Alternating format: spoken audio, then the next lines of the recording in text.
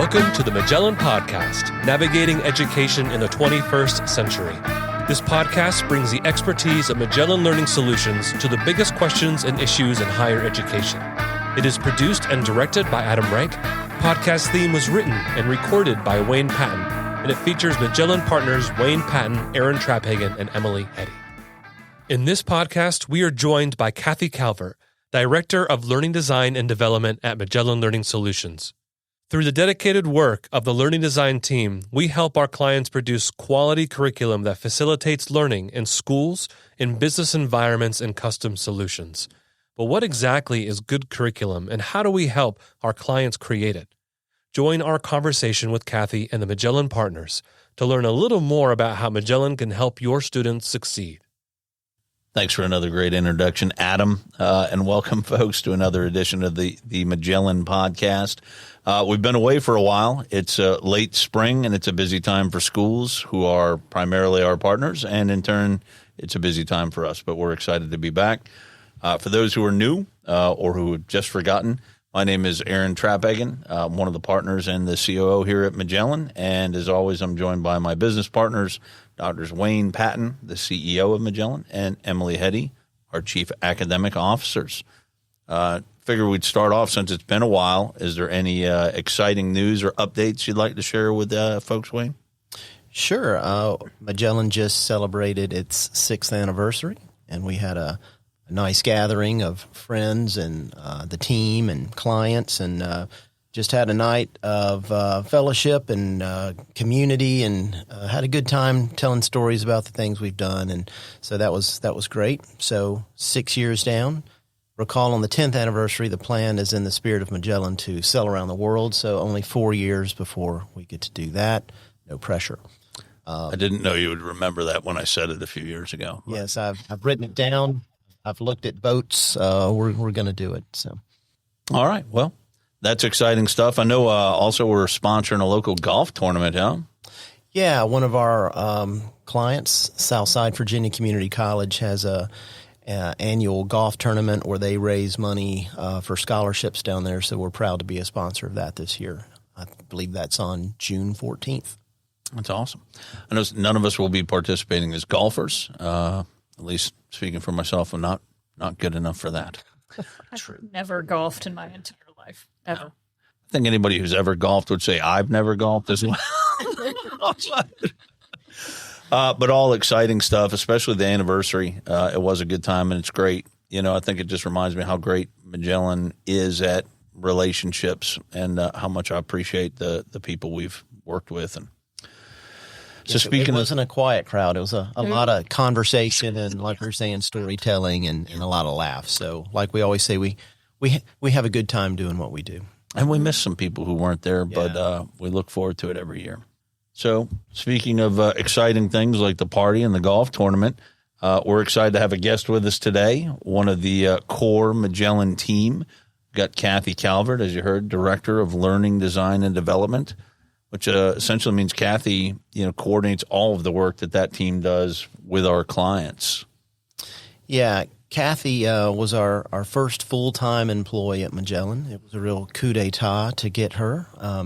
I like to remind people, or joke, or it's not a joke, it's the truth, that Kathy has probably touched and triaged more course-related issues and help tickets than maybe anybody on the planet. And again, that's no hyperbole. So I would say that it was a big deal when we brought Kathy on board, and it was a great day for us, and it's been great since. So Kathy, thanks for all you do, and look forward to the discussion today. It's good to have you, Kathy. Thank you. I've certainly enjoyed working with you in a former life and now in a new present life here. It's been great. And I know one of the things I really appreciate about Kathy is I can trust you to just get it done, whatever it is. And it's interesting because often Wayne and Aaron and I will have the initial conversations with the client, and it's somebody at maybe the provost level or something like that, and they cast a vision which often takes a bit of translation to get to the level of curriculum. So we have a great time, I think, talking through what this might look like, and there's lots of versions of something like, for example, we have an MBA and we want to take it online. Okay? what does that mean? There's a billion questions that we have to ask, and there's a lot of things that we might do as part of that. So, we might, for example, take a residential course and figure out how to make that fit an online environment. We might completely redevelop something because what's happening in the residential classroom just isn't going to work online. We might take something that's a developed online course and help it look and feel in a consistent way with other online offerings at the school. We might take 4 or 5 courses and split them into pieces that can be recombined. There's a lot of things that go into quality curriculum development. So I was wondering if, Kathy, you could just maybe say a little bit about your background and how that helped you to understand what it is that we do now. Well, I've done a lot of different roles in the course development and online learning. I've kind of I've done so many of those things. I mean, editing, technology, even instructional design work. And I think the important thing that I remember, and that wasn't a path if you'd asked me when I graduated high school, what was I going to do in my life? This was not it. And it's interesting how I got here. But I think having all of those different perspectives helps me to understand every role of the process.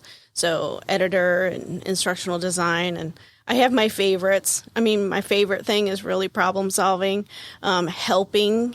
I'm a helper. I like to, someone that's discouraged or frustrated, just start and solve the problem. Like get over the hurdle of whatever the problem is. So, yeah, that's what I think about with Kathy is, okay, let's work the problem. And you do. And it's a pretty calm, well, what do we have going on? And let's look at it and break it down. And then there's a solution. And it's typically a good, practical solution. So that is definitely one of your skill sets.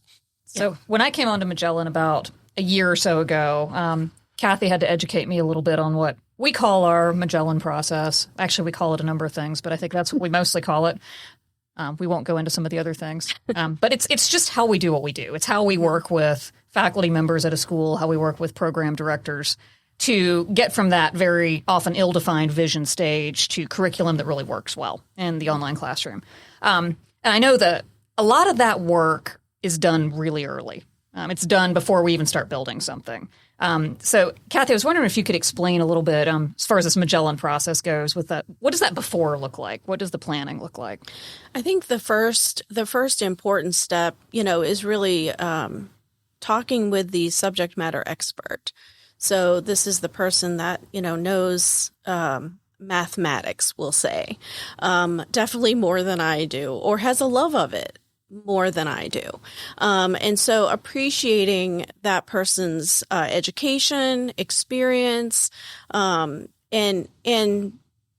building that relationship. And then once you start with that, that also is going into how do they like to, what do they want to include in this course?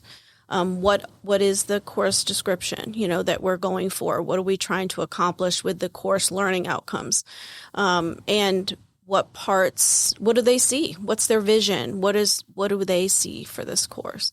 So, getting their perspective and not just bulldozing into, well, we need to do this and we need to do that, but really hearing and listening to what they're saying, and validating that they are the important piece, if you will, to having a successful course build. Yeah, I always like to get a Beatle example in almost every podcast, Kathy. I don't know if you know that, but it's almost like the subject matter expert is the songwriter. They're the musician. And if you look at what the podcast is called today, producing quality curriculum, you need a producer. You need a George Martin. And that's really what the ID team does. They take that brilliance of that subject matter expert's trained, skilled understanding of their topic, and they foster it into such a way where it's an effective online course. So I would agree with that. No, I was just going to say that I've never heard you give that analogy before, but I thought it was really well done. Kudos. Thanks. Good job, Wayne. When you have to get a Beatles example in, I think, you have to go George Martin on this one. So a lot of these SMEs, subject matter experts, SMEs, call them, they're seasoned residential faculty members who've been doing their work for a long time, and they're pretty good at it. And I think many of us have been in this boat before, where you're going to build a class and you're really excited about all the things you want to introduce the students to, all the experiences you're going to have over the course of the semester. Personally, I was a fairly organized, and I did a lot of planning as a residential faculty member, but maybe not on the level that an online class required, because I could kind of adjust on the fly residentially. So could you explain a little bit about what that transition looks like? I think so. I think it looks different sometimes for each, not that they're all unique, but you have to be able to work with that SME to get them to understand that it is very much has to be a plan or a map. And starting with, going back to that initial conversation about the course learning outcomes, and then kind of what we call backward design, or my colleague Chris likes to call it back and forth or something like that. I mean, because sometimes you do have to go back and revisit, something that you thought was going to be good in the beginning may not turn out to be the type of assignment you want. So the whole course development is a process, if you will, but always kind of going back to the course learning outcomes. What do we want those students to be able to do, or what do we want them to know at the end of this course? So always going back and how are we going to assess? So how do we know the student learned all of those things? So thinking about that end assessment, the project, I would say the majority of our courses that we help build, final exams or objective tests, are really not the most efficient way or the best way to assess a student's grasp of some outcome that we're trying to get them to do. And so thinking through creatively, not a research paper every time, not, a presentation or video presentation, but really trying to be creative with what are the outcomes? What could we have that student do to help us understand that they did achieve those outcomes? So that, and doing that first. And sometimes even going to sketch the rubric of that. Like, what are the important things that we want to make sure, when we go to grade, if you will, or look over that assessment, how are we going to know for sure the student achieved that? And a rubric is very important for that. It all kind of seems to be such a big part. Well, we had a nice conversation on the phone on Teams yesterday about a course that we're probably going to help rebuild and make a little more robust. It's a really very organized course. There are clear outcomes. It's a faculty member SME who really knows what he's doing. I mean, he's really, really good. But this is a course that has run in just massive sections, like thousands and thousands of students. So there hasn't really been the ability to do a lot of writing or presentations or anything like that. There's just, you can't do it. So everything's a multiple choice test at the end. So could you, how did we get about that conversation? That was a lot of fun.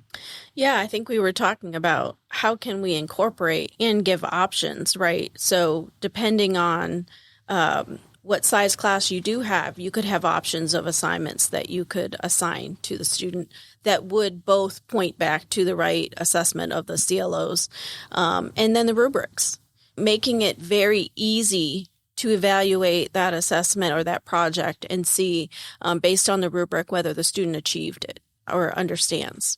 Mm-hmm. So the rubric is very important, I think, for the student and for the facilitator. I mean, as a student, I'm very much a pleaser. Like, I want to know, what do you want from me? How do you want this to look? I mean, Emily's learning, like, that's too vague. Like, what? I don't understand exactly what you want me to do, because I want to make sure I do what is being asked of me. And so a rubric, I would pour over a rubric, and in the excellent column or the whatever. Okay, what do I need to do to get this to make sure that it's the best project? And I think that's important. I think we don't always encourage our students to do that. Use the rubric to make sure that you are meeting all of the points of the project. Well, that's good for the student for sure, and for the ability to grade. But just even from that institutional side, trying to look at how you improve a course or determine to the degree that a student has attained an outcome, right? Not just, an ABC tells you, how well they did, but it doesn't really tell you anything about the course or how you could improve the course to improve learning in the future, right? So when you're using a rubric in that type of scenario, what's kind of the difference between what makes a good rubric that gives you good information compared to one that just tells you somebody got an A, a B, or a C? I think the detail or the tie back to the CLOs and the, being specific. Think about that big project we did a couple of years ago. It's about 100 courses in a year. And I remember how much we labored with SMEs in a good way to really craft those rubrics in such a way that there was clarity, they were concise, the wording lined up back to the CLOs. But I remember that project very specifically, that was one that was a very important piece of that. The institution had made it clear. We loved that because often some institutions for their online programs didn't require rubrics. This one did. And so those 100 rubrics, as it were it was a great, I think, activity and lesson for Magellan to kind of go through that exercise to hone those skills, to get those very tight. Yeah, and to me, the big question about a rubric's value from an assessment perspective is like, what do you want to be able to do with the information you get out of the rubric? So, they have different purposes for say. If one rubric can tell you, well, they did these things or they didn't do those things, that's great. I got an A, a B, a C, or a D. I failed, whatever it is. But what are you going to be able to do with that information? So, for instance, I think the one that we've had a lot of conversations about, Kathy, over the years is the grammar, and punctuation. Right. So they'll put grammar and punctuation as a rubric line item, and then they'll put basically excellent, good, okay, not very good, to summarize it. But then the question is, what can you do with that information? Great. So they got a not so good across the board. What are they not so good at? So how do we create a rubric that's useful to tell us where, they're not so good, or how we improve comma the issue course, right? only, Yeah, breaking it into those sub-skills is really important, and I'm going to get a little intricate here, but when you're teaching something, like I taught English, so there was a lot of writing in my classes, and I'm just sort of naturally a decent writer, so it took a lot of work for me to be able to break that into component pieces. I've worked with other faculty members over the years who maybe they overvalue certain components of writing, like APA citation, for instance. People would have a terribly organized paper with bad spelling, plagiarism, but their citations were formatted properly. Therefore, it's an A paper. Well, it's really not. So, these are good conversations, I think, to get into with the faculty member. And if we're privileged to be able to do development across a program, those rubrics can get really, really powerful. Because if you've got some matching content, maybe from one summative assignment to another summative assignment to another, you can watch how students are developing and growing over the course of the program, which is really important data for your faculty to look at together as a group and say, where do we need to maybe bring the Writing Center in to help with this? Where do we need to be more deliberate about teaching this skill or that skill? Yeah, I would agree with that. Well, we have our great lawn mowing example, right, where we talked about that. I like that. You need to tell that story. That's really good. I was pushing for you to tell that story, but I'm happy to. I feel like I don't do it as good. I don't tell it as good as you do, but no, it's fine. It is. That is, yeah. Well, we have to hear this now, so. It was just a brief analogy of, me explaining to Kathy, so I want you to go mow the lawn. You've either done a good job, an okay job, or a bad job. If I just tell you go mow the lawn and then you come back and I tell you you did an okay job, how are you going to mow the lawn better next time? Right. But if I break mowing down into, okay, well, there's, the actual main yard cut, right? And then did you use the right height? So here's the thing. You chose the right height of the mower deck. You used a sharp blade. You did so it's clean and even and, well, edging. That's a second thing, right? Was there a grass catcher involved? Was there? Did you leave huge mounds of grass clippings? Yeah. Was there raking required? So the point is, can somebody come back from that evaluation and be better next time they do it? And in all the conversations, that's really what we're always trying to help an SME get to is we're not trying to tell you what to do or you don't know, but we're just trying to help folks see that if you want to be able to use this, not just to grade, but to make learning better for the next set of students, it's important to frame those right. Yeah, and the correlation between how the instructions are written, Right. that tie to the rubric, that, the rubric is asking this, but we didn't even include that in the instructions. Correct. Like, And back that to is your the long back and example. Yeah. It's definitely a back and forth. And that goes back to your backwards design piece, right? Because at the end of the course, when we're evaluating, we see across the board, well, students didn't do well in spelling and grammar, right? Great. Well, what does that mean? Oh, but we broke it down. What we see is students had a real problem with commas. And I think we could go back to education at large and find out that was a weak point. That's maybe everywhere. Yeah. But the point is, instead of changing everything in the world, we can go back and say, okay, well, where are the places where we assessed commas here, right? Where are the places where we gave students practice with commas, and where are the places where we taught students about commas?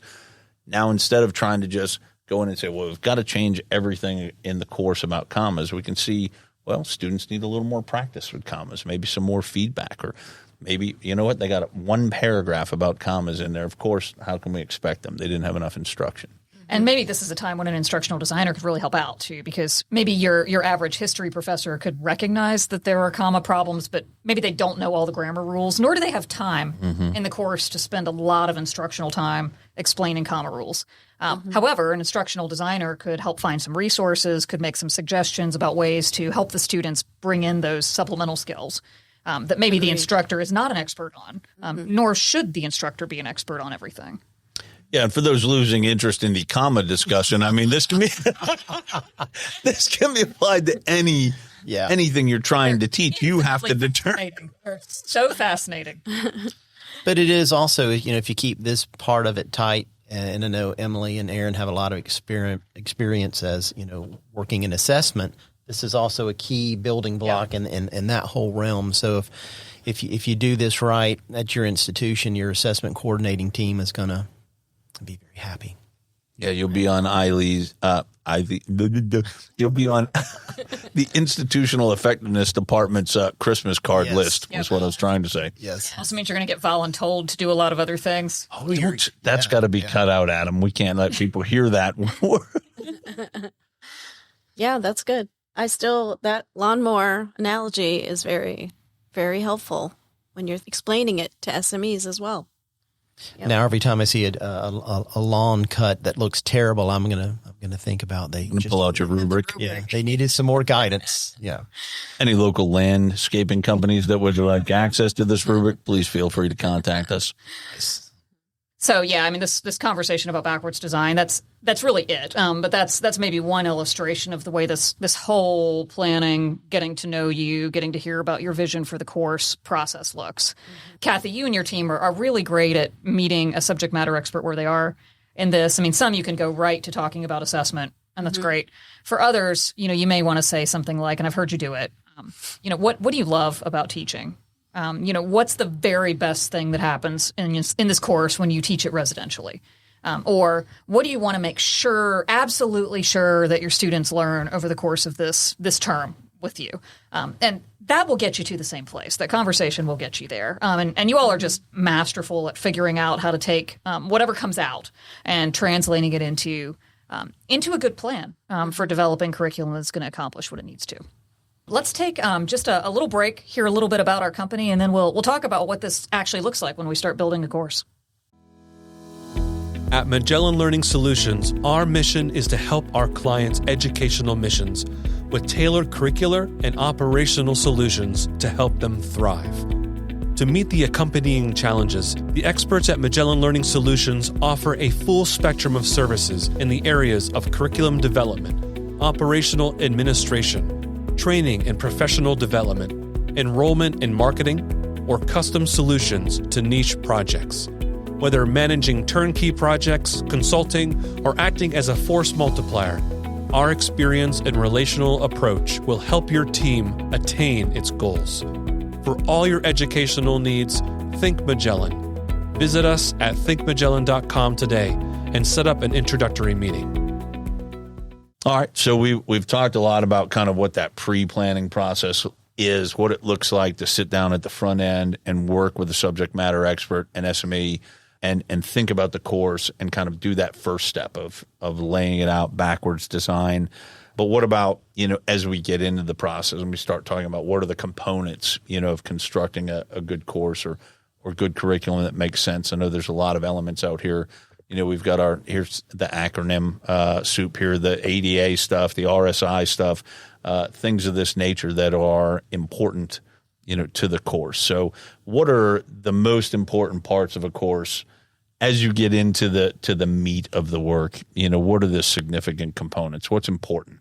I think always as you're developing, it's keeping that beginning back in your mind the whole time you're doing it. I mean, you can't just let go of those course learning outcomes. They have to play in everything.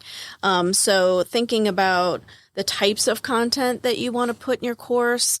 And this is where an instructional designer with, experience with a lot of course design has options that maybe the SME hasn't thought about doing. So it's always good to tap into ideas about that. The pacing, time on task, making sure that the course, the engagement hours of each module of the content is spread out. So it's not heavy on one week, almost to the point where the student is not going to be successful. So making sure that pacing of the course and the engagement hours are spread out. Those are the things that we, during the development are paying attention to.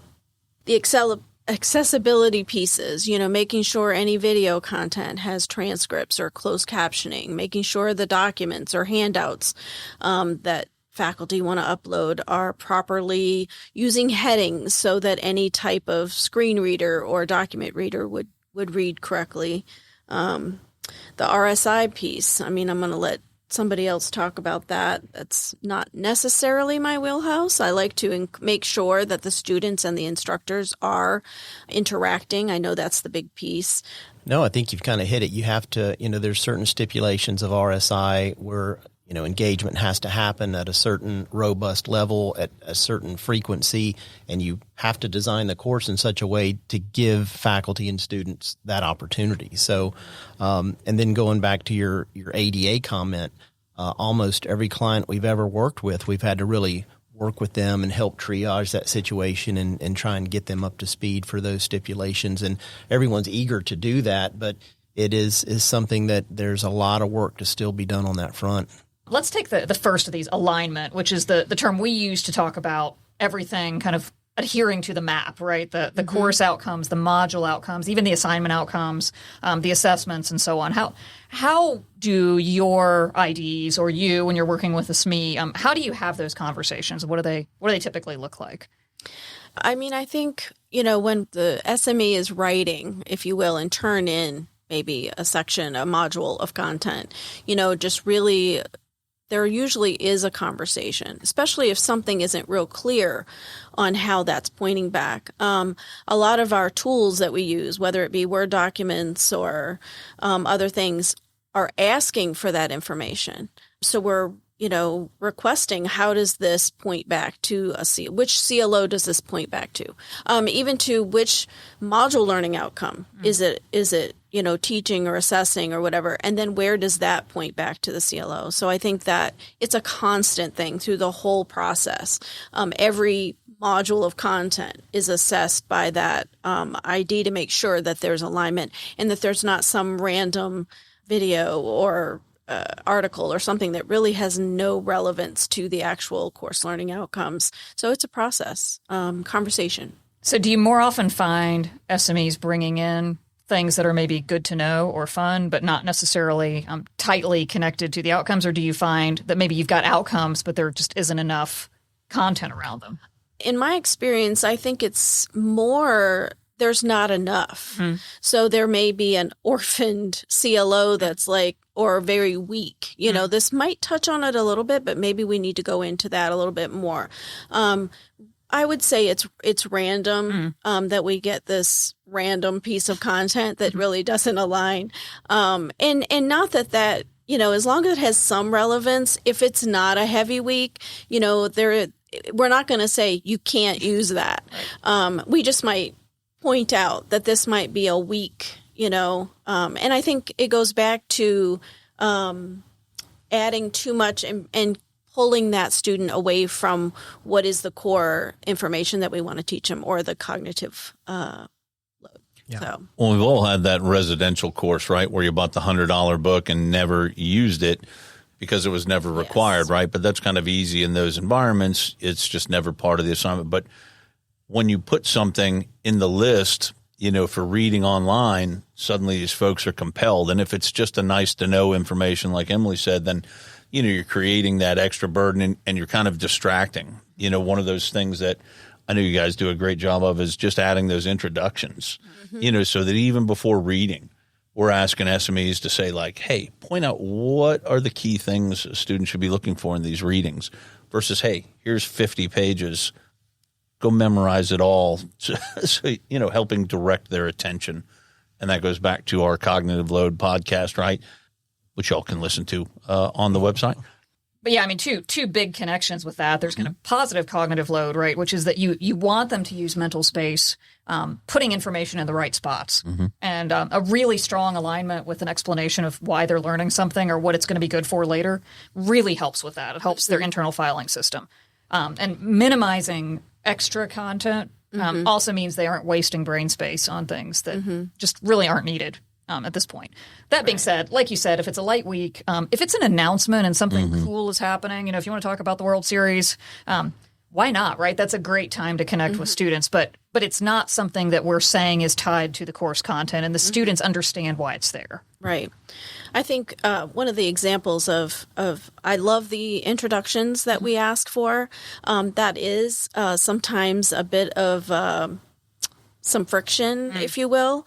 And I think that sometimes they're just not understanding. But what a lot of us use as an example is, and I get that from Aaron in the past, but if you were standing in front of your classroom, you wouldn't walk in and just throw a video on and not say anything about it. I mean, unless you were trying to really shock them about something, but I mean, there is probably a place for that.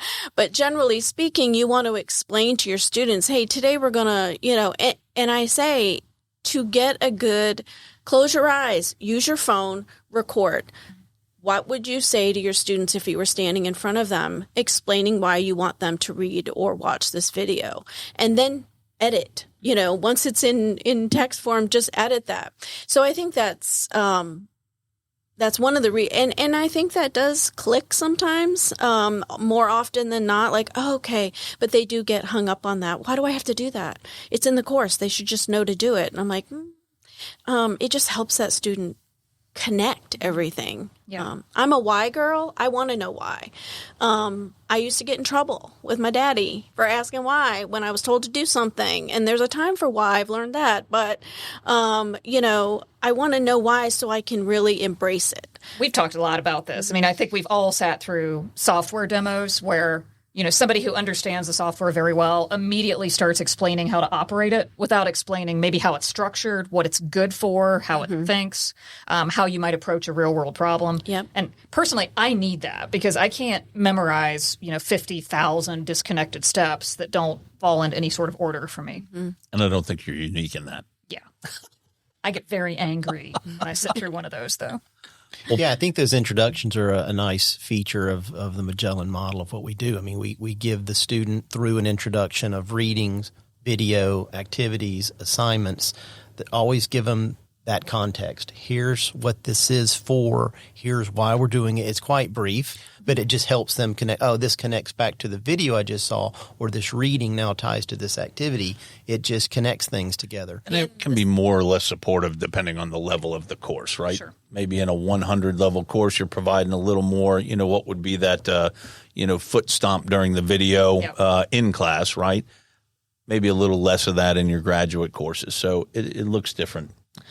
And it gives the SME opportunity to point that student back to the course learning outcome. Not just this is a great video, pay attention to this, but this also helps you learn, this course learning outcome that that you're trying to learn in this course. So, and in its briefest sense, I've seen videos where folks will just at least put the course learning outcome or module outcome next to the video title. So maybe they don't do a full explanation. So, that's better than nothing at all, because at least if you can get folks to go back and look at what those are, normally it just says CLO 1, right? So most students aren't going back to see what CLO 1 is. That's why the intro is helpful.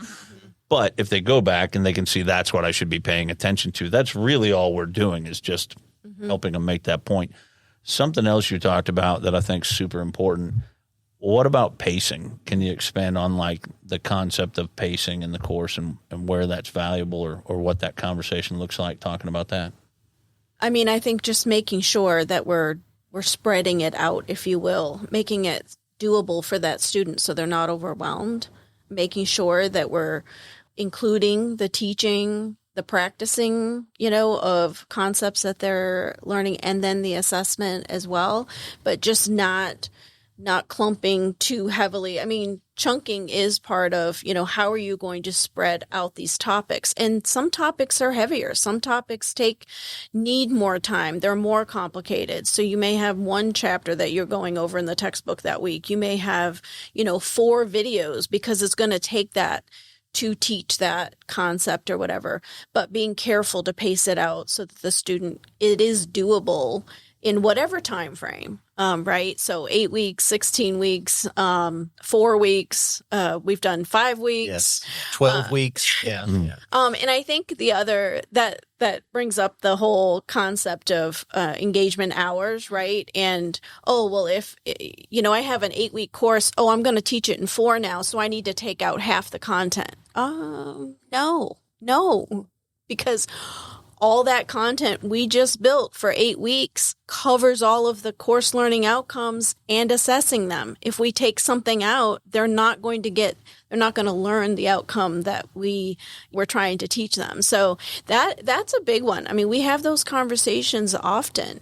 They'll be taking a 16-week residential course and think they need to take half the stuff out to build an 8-week online course. And so that it's, and I've learned this over the years. It wasn't something I knew 10 years ago, but it was like, it makes so much sense. It makes sense. And there are federal guidelines around this sort of thing. I mean, there's not a single accreditor out there that doesn't have some sort of rule about an equivalency for seat time. So if you're teaching a 3 credit hour residential class on a traditional semester, that's about 45 hours of seat time. And it should be something equivalent online. Now, It gets really challenging sometimes because, for example, foreign language, there's a lot of practice that's needed, or music. You can't maybe take a 16 or 15, 16-week music class, piano class, and compress it to a 1-week intensive and expect to get the same results. You really can't. Many times you can, but thinking about that time on task and how much introduction time is needed, how much practice time is needed on these skills or whatever the knowledge is you want to teach, and then how much reinforcement time is needed, and then finally how much is needed to assess it. So that's being creative in that space and knowing the limits of what you can do. Really, really important. Well, that goes back to the pacing conversation. I mean, that ability, I think when you're talking about condensing the amount of time, that becomes a key pacing issue, because how do you have an assignment, say, due on a Sunday?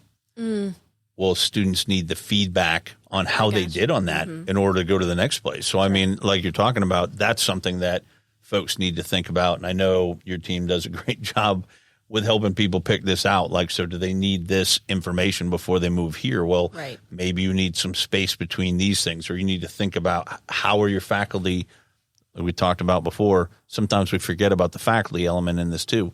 How's the faculty member going to be able to get enough of that feedback done? Do they have support? Do they have a GA? All of those things are key too to pacing, because you're going twice as fast, but you're not cutting out the content. Right. Yeah, it's part of that consistency conversation, right? So we've worked with clients where we've gone in and done a review of curriculum, and it turns out that there wasn't the Carnegie hours there. On the other extremes, we've looked at courses and it was 2 and 3 times the amount of work in a 5-hour course. And so that's why we were there, to help kind of triage and fix those situations. But we've seen, you can have too little and then way too much. And then they go in and they look at the data and they wonder, why is student success so far down? Well, because they're doing basically a 9-hour course in what should be a 3-hour course. So. Moving on to another thing, Kathy, that I've appreciated watching your team do is working with people on accessibility concerns. I mean, I don't think there's a faculty member in the world who doesn't want a student who's got some differing abilities or some limitations to be fully accommodated by the course. But not too many of us really know what that means, especially in an online environment. So how do your instructional designers help with that? So I think, and I'll probably forget something, but one of the key things is thinking through providing multiple ways for like a video. So you have a video, and it's got audio. We have hearing impaired students, so we always want to provide closed captioning and transcripts. But that also serves hearing students that just may be in an environment where they can't turn the volume up. And so being able to read a transcript, as you mentioned, you're a fast reader, you'd much rather read something. And I kind of am that way. My team, when we do tutorials and things and someone does a screencast video, I'm like, that's great for the first time, but when I forget one step, I don't want to have to listen to the video every time. Provide multiple ways for tutorials. And I'm always like, where's the PDF? That's great. I love your video. It's perfect. Where's the PDF? Mm-hmm. So it's the same idea, presenting content in multiple ways. Headings, making sure that screen readers, you can't you shouldn't put just bold something, make it a bigger font without using the style headings. The screen readers are designed to use that and properly give the student an awareness of how that document is organized. So if you're just putting text on a page to the student and listening in a screen reader, it would just literally be just a bunch of words on the page. I mean, it would continue to read and they wouldn't know that was the title or that was the heading or whatever. Those are the main ones. Our template. So when we go into a new project, if there isn't an existing course template, we will help build one sometimes, or at least help clean one up that's there, providing the proper styling and headings and I can never say this word right, hierarchical. Oh, you got it. It's always one of those struggles. So heading 1, heading 2, heading 3, making sure that you're using the proper number of headings in an LMS, and learning management system that usually has all of that. So when you're building that template, making sure that you're conscious of that and that you're using the proper style. It's important with screen readers, and making sure that the student knows, can try to understand the page. So you said the word template, which is always one of those areas that kind of makes hackles go up sometimes. When I'm a new SME, I've never done anything online, you're like, here's your template. What I hear is maybe something like course in a box. And, I don't want to put my course in a box. I'm, an expert, right? I don't want to do it that way. But what you're really talking about here is just making it easy for the student to navigate. This isn't about the content. It isn't about the what that goes in the course. It's really much more about a kind of look and feel, right? That's usually developed by faculty. In partnership with our team to make sure that it does adhere to all the ADA guidelines, that RSI is there, that there's going to be a way to get the data out of it that you're going to need later for assessment purposes, just those practical things. But that is one of the barriers that I know the team faces sometimes, this kind of sense that, academic freedom is somehow being compromised by working with an instructional designer or working within a format that's been chosen. So can you explain a little bit how you help navigate with that? Yeah, I mean, it's a fun process to me. It gives our team a little bit of creativity, right? We're learning all the time different ways to present courses and make them a little different, the templates and the guides. But think about it more of I would rather, find something that's similar to what I need and then just modify it to what I want. Not stealing, not plagiarizing, just, it's a compliment that I like how someone has started that pattern, if you will. And so being a template, it's just helping it goes back to cognitive load, right? And I know Aaron tells a story about his wife, taking courses and she couldn't find the syllabus. And because he knew where the syllabus should be because this institution uses a template in all the courses. So he knew right where to show her, even though he had never taken the courses from that, department or whatever. And that is so much easier to remove that extra, the hunting down the information you need. If the student knows where they're going and knows where the content's going to be, gets familiar with it, it takes away that other stuff that the student needs to worry about. They can just concentrate on the content. So yeah, it's a partnership. It's working with that school, the marketing, the branding, the faculty, hearing from them, letting them make choices. Here's 2 options. Which one do you like best? And then being willing, I think we talked about, some of the things we do are transitioning courses from one LMS, say Blackboard or D2L or whatever, to another one, and being able to have some of that wiggle room, if you will, within that template, but still helping all the courses be similar. Yeah, I know we had a situation with a school that we've been working with in depth recently, where I think we had a phone call, and you said, well, the faculty are wanting to link to the course text on the opening page of the course, and they've reached a decision. This is what they want to do, and I and my team know this is a very bad idea for the following reasons. Right, one, the students are going to get out of order in how they're doing the course. They're going to start jumping around. Secondly, if that link changes, they're going to have to rebuild it in a bunch of different places. When you came back to the faculty, again, very respectfully, I get why you want them to get to the course text quickly, but here's what's going to happen. They're like, oh, this is not an academic freedom issue. This is actually just a navigation issue. Yes. And I think that was really well handled. And it was a good illustration of how important it is for there to be communication from the leadership at that school that matches what we're hearing from Magellan. So you don't end up with we don't know what's going on and you're an outside contractor, and so on. So. That was actually a fun conversation. Yeah. I don't like saying no. I don't like not giving the customer what they want. But like you said, I did my research. I listed the reasons why it wasn't a good idea. And because I had built the respect and trust, that's how I feel, is they trusted my comeback with, I don't think this is really the best way to do it, and here's why. And you're right. I mean, and that is the approach, right? And to respect their ask and maybe ask more questions. What are you trying to do with that? Why did you want that there?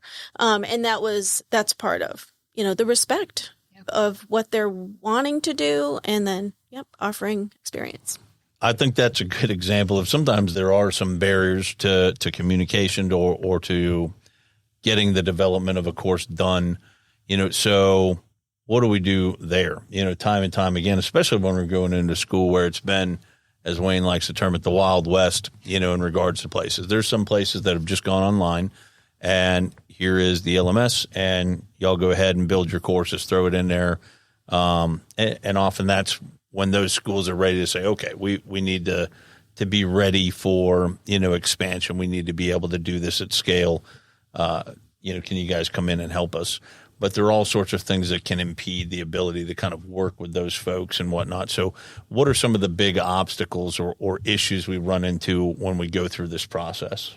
Well, one thing that I know we've talked a lot about is just how important it is that there be a clear vision from within the institution that's communicated over and over and over again, so that when the Magellan team's boots on the ground and we understand the same vision, we're ready to get to work. We've seen great examples of this. We've also seen examples where, someone, for instance, at like a provost level or president level, sends an email and says, this is what we're going to do. Y'all do it. And there's not enough definition. Faculty are typically used to a very engaged back and forth process after a discussion like that. So when 6 months down the road, the faculty are still talking, the president's like, why didn't they do what I said? Well, it's because faculty didn't hear clear communication. They heard a vision that they were then to think about for a while. So, really working through the dynamics of that it's complicated. And it's not just an instructional design issue. It's really a kind of whole Magellan team issue often. And we do get to that kind of executive level often with our discussions. I think sometimes we've heard as well that maybe these faculty haven't had a good experience with another company, so another third-party company. I love that our team is very relational.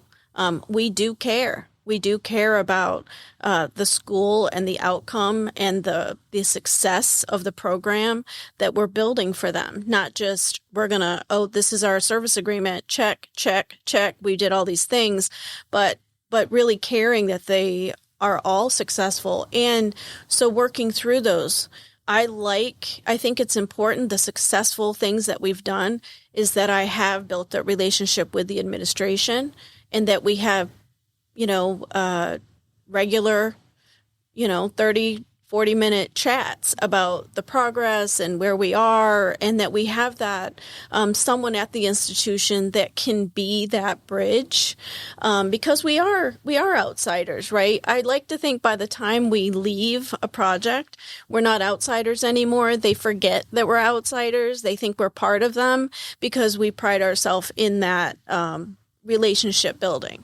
And so I think administration and having them communicating often, and sometimes we just have to prompt them, right? Like it would be good if maybe you had a open office hours and gave faculty an opportunity to pop in and ask questions. Or you sent a good email. Now please send another one and another one and another one, and please solicit feedback. Yes. Well, and it's not always faculty either, too, right? I mean, sometimes we've gone into organizations, and it's not that they don't even have an instructional design team, but their choices, we either need to hire a bunch of people to get the work we need to do done, or bring in sort of support to augment their workforce. And sometimes that can create friction points as well. So whether it's faculty or other, staff we're going to have to collaborate with, another design team, registrar's office. You're often playing in other people's sandboxes, right? And trying to get them, to see that we're there as partners, and not to take over their sandbox and kick them out. Right. Yeah, not assuming. We don't want their sandbox. It's their sandbox. Correct. Right. Kathy, you've described it as dancing before too. And I mean, I'm glad that's your analogy. I can't dance at all. So I'll take your word for it. Well, like that.